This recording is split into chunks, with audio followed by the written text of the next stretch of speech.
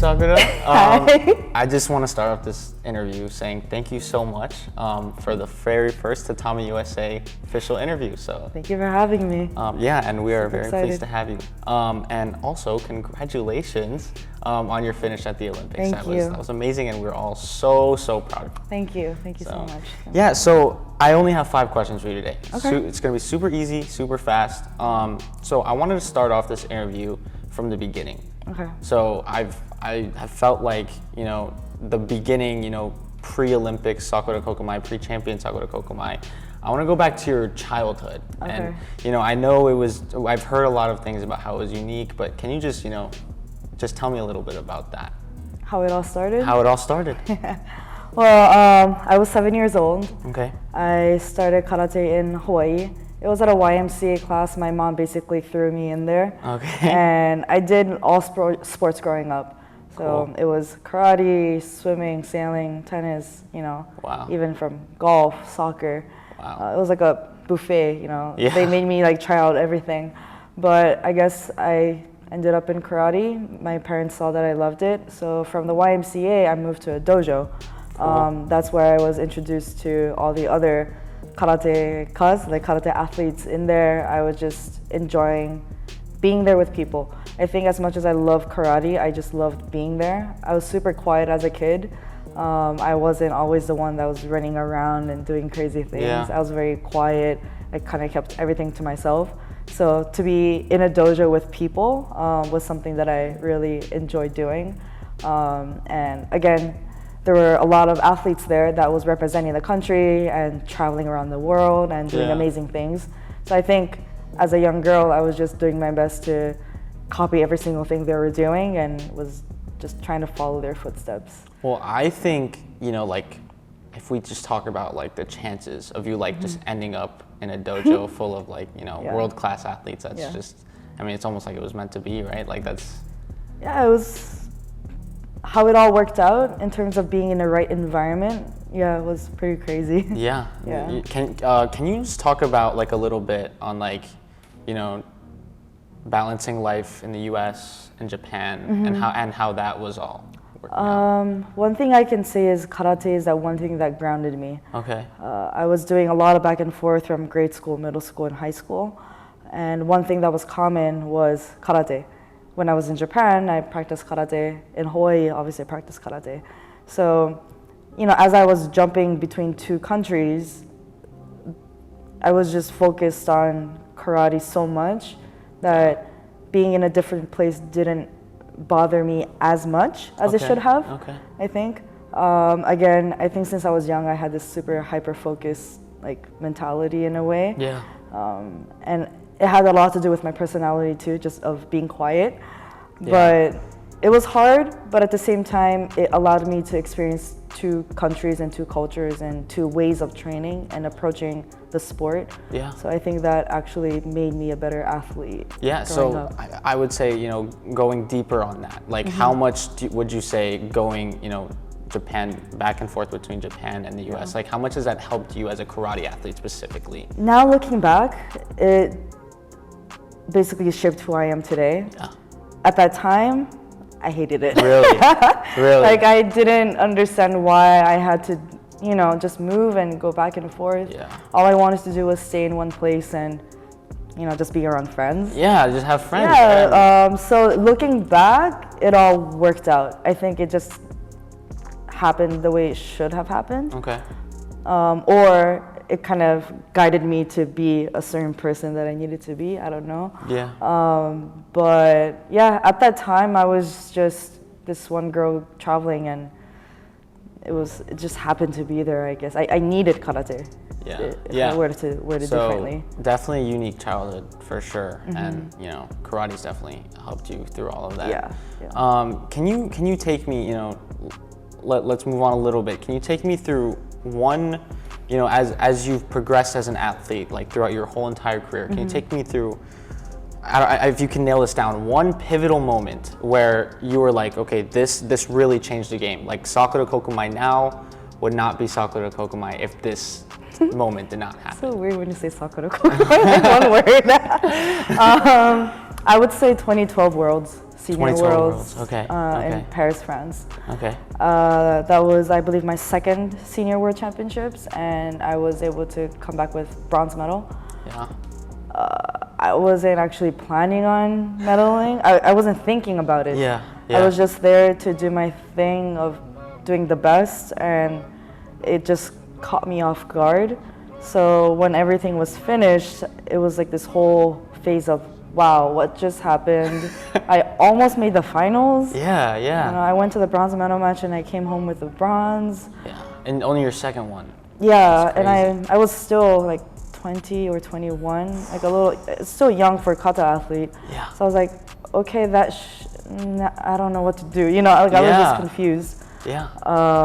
So I would say that was the moment when I realized where I was in the senior division, like senior competition. And that's where I think mentally it just became more challenging in a way too. Yeah, I mean, would you say like you realized, I don't want it, like you to sound pretentious when you say this, but did you realize how good you were after that? No. After that, you didn't? No. Really? I mean, I knew that I made like top three, like top four, like in the world at that time. Yeah. But I was like, I don't know, I couldn't grasp that concept. Yeah. I mean, but at the same time, I did realize that I could aim higher. You know, I always tend to hold myself back too much sometimes. So when I do get certain results, I kind of go in this loop of, wait, it shouldn't, but it did. Oh, okay. I am in a place where I can, you know, put high standard for myself and I can push forward. So it definitely challenged me mentally, but I was able to build more confidence within myself. Yeah, I mean, a bronze at World Championships is amazing, especially at such a young age. That's wild. Yeah, that's wild. Okay, and it was probably one of the best worlds I've experienced. Really? Yeah. It was in Paris, you said? Paris. Oh yeah, it's an amazing city. So okay, so let's fast forward, right? You win worlds, and then throughout all of this stuff, you know, you've gone to all these Pan American Championships. I think you win how many? 7? 7, right? Yeah. Okay. So you've won all these Pan American Championships, and you know now we're at the Olympics, right? And this is a brand new age of karate, and all of us, you know, karatekas around the world, we really appreciate it, but we're also like, this is not going to last forever. So this might be the very last one. Yeah. So can you just take me through, you know, even just past the selection process, because you knew that you made it, right? But what were your thoughts going into the Olympics, like dealing with all of these emotions and all of these things? Like how were you taking it? Going to the Olympics? Yes, yeah. I did have a good 4 or 5 years to prepare that moment. Okay.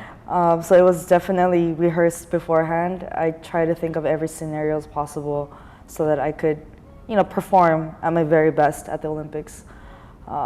It was definitely, gosh, just words really can't describe it, because obviously those 4 years, I would say 2 to 3 in terms of the qualification process, was very challenging, because we were traveling and competing and, you know, just all over the place. But that 1 year postponement also put, I believe, all the athletes in a different, difficult situation.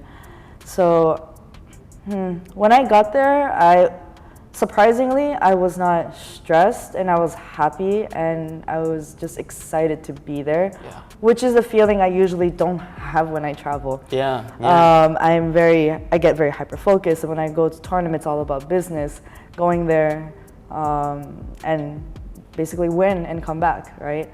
But Olympics was that one event where I enjoyed every single second of it. That's awesome. And looking back, I probably was very calm. I was very calm. Okay. I was at peace with myself. Yeah. You know, I wasn't nervous. If anything, mentally and physically, everything connected so well leading up to it that I was, you know, basically living in a moment. I would not change a thing about my performance there. I mean, and you performed very, very well, and Thank you. know, we are all so proud of you for that. Thank you. So, you know, for all of us on the outside, right, we see you go into the Olympics, and we just see it on TV, which is also something, you know, for karate we're not used to. Right. You know, like watching it like on a big screen, like we almost never get to see that. Yeah. So for us, that was super cool. Yeah. But you know, for everybody on the outside, right? This is kind of a fun question. But what are like the top 3 like coolest things that you experienced, that you saw, people who you met, you know, anything, but the top 3 coolest things just that happened at the Olympics? At the Olympics? Yeah, at the Olympics. The top 3 things from the Olympics that sticks out. Yeah. All right, let's see. One was the feeling when I got to the venue of the Tokyo Olympics. Okay. Obviously, there were no spectators, but there were lots of volunteer workers that was there to help out with the event. It was a great feeling to recognize a lot of the faces there. Yeah. Obviously, I know everyone, all the athletes, right? And the coaches who are competing because we've been traveling for so many years. But it was nice to see volunteers. Because I went to school there, there was a lot of students and senseis and teachers who were volunteering on the day of. Yeah. And everybody's masked up, but you can see, and the fact that, you know, even when you do get nervous, you have these people and staff just like tapping on your back, like, hey, good luck. Yeah. And those are now your coaches or your teammates. It's just volunteers there who I haven't seen in so long. That's really, I didn't even think about that. Yeah, so that's really that cool. to me was something that kind of gave me that extra excitement and boost, you know. So that would be 1. 2, let's see, honestly just being in the village. Yeah. Who would have thought like a karate athlete will be at the Olympic Village, right? So when I got in and saw the Olympic rings, that was like the moment where I don't know, I just stood there and I kind of had to take it all in. Yeah. And it's weird because I know the city too. So you got the rings, and in the background you see, you know, Tokyo Tower, and you notice certain parts of the city that, like, you know, I recognize. It must have been surreal. So that'll be 2, 3. Gosh, I love food.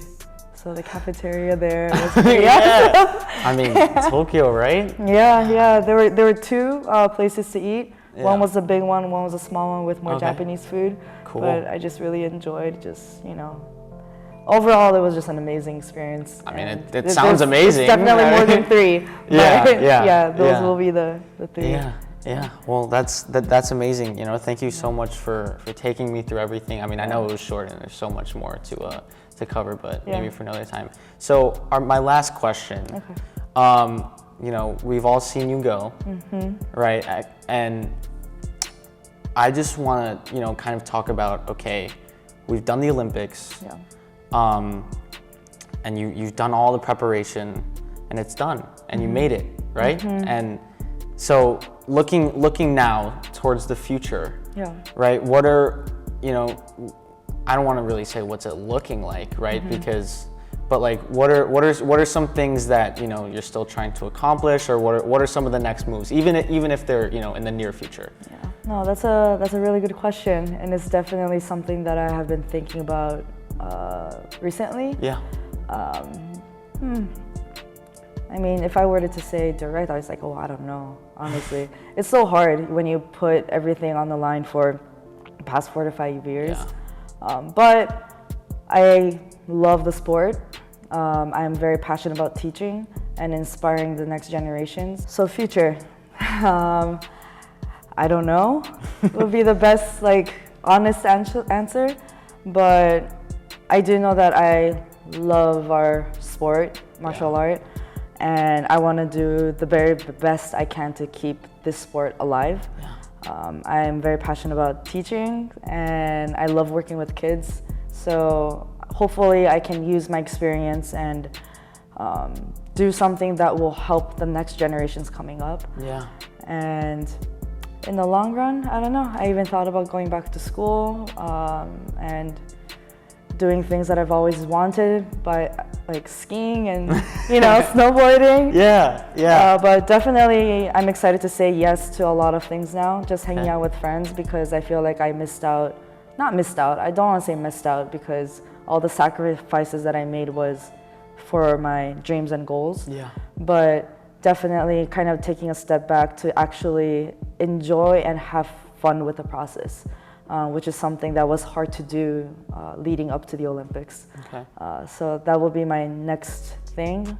Still training, still perfecting my craft, but inspiring and doing something so that I can help with the next generations in our sport. Yeah, I mean, something that stuck out to me was the next generation, right? So, just to wrap this up, Yeah. would you have, for all the viewers, would you have, one piece of advice for, like the upcoming generation that maybe you wish you had growing up, or, just to inspire them a little bit? Oh gosh, that's a good question. That's a good one there. I would say to have patience. I think in our sport and the world we live in, and with the schedules that we have, or you guys have as young athletes, it's so hard to keep up with every tournament and every training and with school, right? Yeah. So there's definitely going to be times where you feel like you're missing out, or you feel like you're not getting things on time.